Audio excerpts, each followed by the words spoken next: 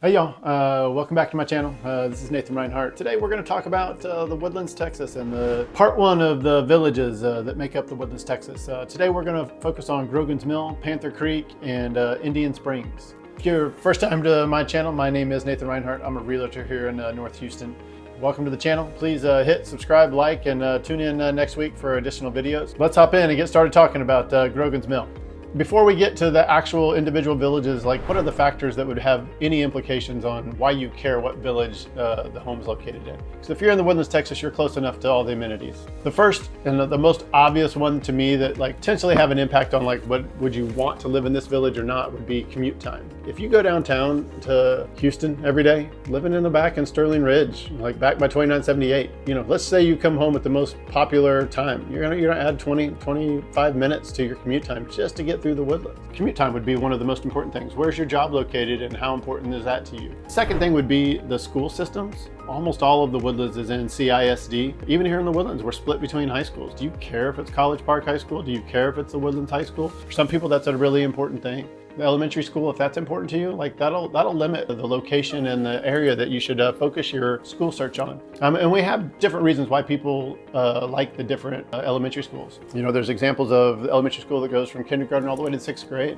There's also, intermediate schools that you do 5th and 6th grade with the exact same teachers. So like the teachers move with you. Like there's different models for the school systems and the different schools here in the Woodlands and Conroe Independent School District as well. And in the Woodlands, we have if you're looking at the Creekside area, which we'll get to in a little bit, it's Tomball Independent School District. And if you go to the back of the Woodlands there's a section of May Valley that is Magnolia School District. So those are things to be aware of and just to take into consideration. I would think that the third major thing that might have an impact would be for some folks, the location of the property to their church that they care about.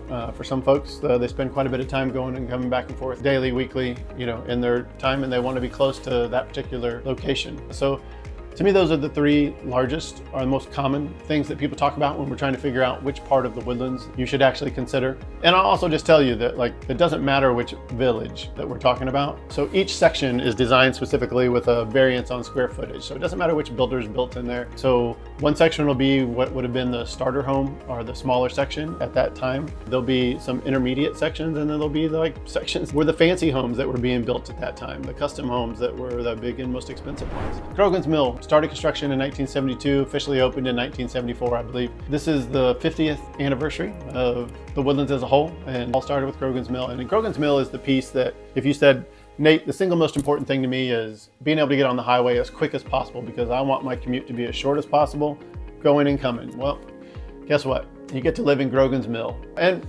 there would be a group of you that would say, you wanted to live in East Shore, or you were happy to live in one of the condos or brownstones that is along there in the town center. That's the front piece. That's the closest to the I-45. All right, Grogan's Mill actually started in 1974. There's over 5,100 homes in Grogan's Mill, so it's a pretty large section. The school system there in Grogan's Mill is Haley and Lamar Elementary. It goes up to Wilkerson Intermediate through Knox Junior High, and it's zoned to College Park High School. Just to be clear, the Woodlands has 151 parks, but there's some larger parks in each village. So for Grogan's Mill, Tamarack and Sawmill are the two largest parks. One of the things that stands out about Grogan's Mill from an amenity standpoint is it has the Woodlands Resort. It used to be the country club. It has a semi-public golf course as well. There's nice restaurants, lazy pool, lazy river. If you have friends or family visiting and they need a place to stay, that's right there in the front in Grogan's Mill. Grogan's Mill is the closest to the town center. When we think of the Woodlands, and if you're gonna go to the major shopping areas, whether that's Market Street, the mall, or Hughes Landing area, all that stuff is located right there. You're within 5 minutes. Like I said, and you're also within 5 minutes to hopping on 45 for the vast majority of Grogan's Mill. 5 to 10 minutes, kind of on the worst case scenario.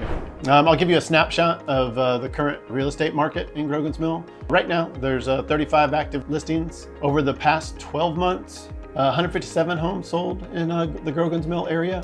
From a price range standpoint, we've had a price range that's as cheap as $225,000 a home is sold. And the most expensive in the last 12 months was just a little over $3 million. The median home price for Grogan's Mill, however, for the last 12 months is $429,000 at $212 a square foot. I will say that, given the year that Grogan's Mill was started to be built, they've got some pretty unique architecture. There's a lot of homes that definitely date to the mid 70s from an appearance standpoint, but there are sections that you can easily see why the homes are still $2 to $3 million. There is one section that was built a little bit later that is on acreage, so half to 1.5 acre kind of lots, Grogan's Point, and those are those are being built in the late 80s to mid 90s, and they were kind of like the fancy estate section that was being built at that point in time. Another thing that's unique to Grogan's Mill currently, so the Woodlands and the country clubs have evolved over time. What used to be the TPC golf course that they played the Houston Open at every year was purchased by the Woodlands Country Club. And when they did that, they moved that to be the country club course, the TPC course.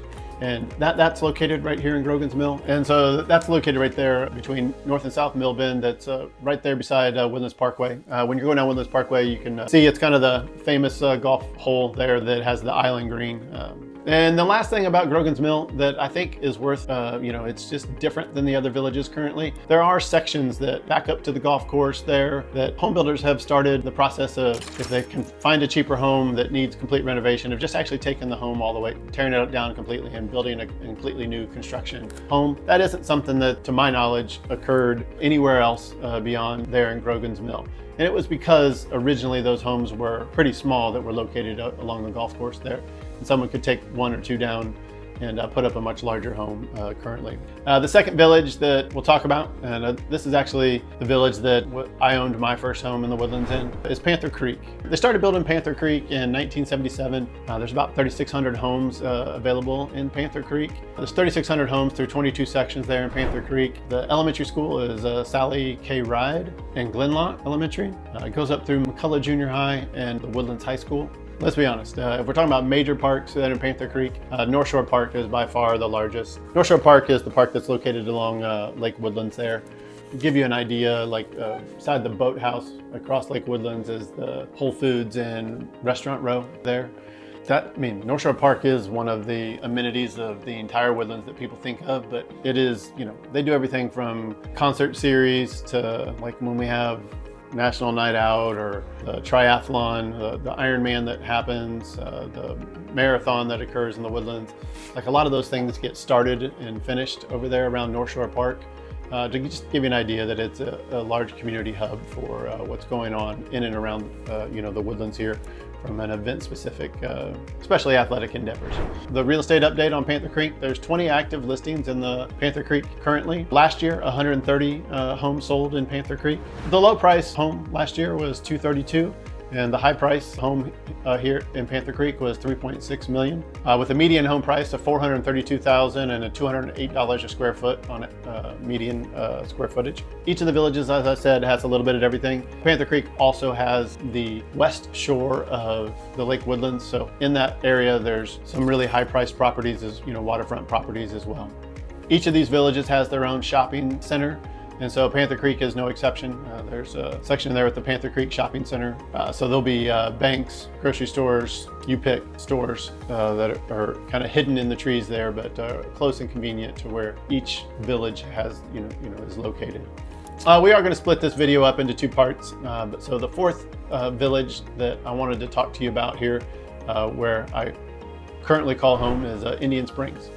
Indian Springs is the smallest of all the villages in the Woodlands. They started building in Indian Springs in 1984, and there's only about 2,200 homes in Indian Springs. Depending on where you live, Galatas Elementary, Colson Tough, funnels up through McCullough High School. That's when I went to high school, it was McCullough High School. Funnels up through McCullough Junior High, and then the Woodlands High School. For major parks here in Indian Springs, we have Falcon Wing, which features a whole section of pickleball courts, and then Forest Gate Park as well. Indian Springs is also home to the John Cooper School. I think it's the largest private school here in the Woodlands, but it's the most notable from a name recognition standpoint. There's also two commercial centers in Indian Springs. One features the H-E-B as the anchor tenant. The other one is a little bit smaller, but has a couple really popular places, whether that's the Ace Hardware, the Trader Joe's, or Starbucks. Another amenity that just happens to be located here in Indian Springs is the George Mitchell Nature Preserve, and it's a 1,800 100-acre section that runs along Spring Creek. That kind of is the in-between Indian Springs over to Creekside, which is one of the villages we'll talk about in part 2 of this video. As far as real estate here in Indian Springs, it is one of the smaller villages, so there's often, not that many active listings. We have 8 active listings currently and 78 homes sold in Indian Springs last year. The median sales price here in Indian Springs was $646,000 at $213 a square foot. The cheapest home was $260,000 and the most expensive was $2.4 million in the last 12 months. As far as like what's different about Indian Springs versus some of the other villages, Indian Springs is one section here that actually has hills. So along Flint Ridge, you'll find a lot of cyclists, runners that come over here specifically for the hills that are available here. The rest of the Woodlands is pretty flat. Got a lot of trees, we don't got a lot of hills. So that's the final, specific thing about Indian Springs that makes it a little bit different than the rest of the villages. All right, so as to not overwhelm you guys with too much stuff, I wanted to do the first part here as these 4. I'm also going to do, the other sections the next video, and I'm going to add in East Shore because I feel like East Shore is a completely different product than any of the other villages, as well as Carlton Woods. So there isn't a Carlton Woods Creekside as well as Carlton Woods Nicholas, but there just isn't a great way to lump those in with the different villages. They are completely different from the rest of the Woodlands. The Carlton Woods are both gated communities, and East Shore is just, it's completely different architecture than the rest of the Woodlands, and it's happens to be located on the water there. So, well, yeah, thanks for joining me and talking about the 3 different villages here, Grogan's Mill, Panther Creek, and Indian Springs. I appreciate you sticking with me here till the end. Next week, we'll be covering Cochran's Crossing, Alden Bridge, and Sterling Ridge. So make sure you hit subscribe and like, and look forward to seeing you next week on the video. Have a great day. Bye.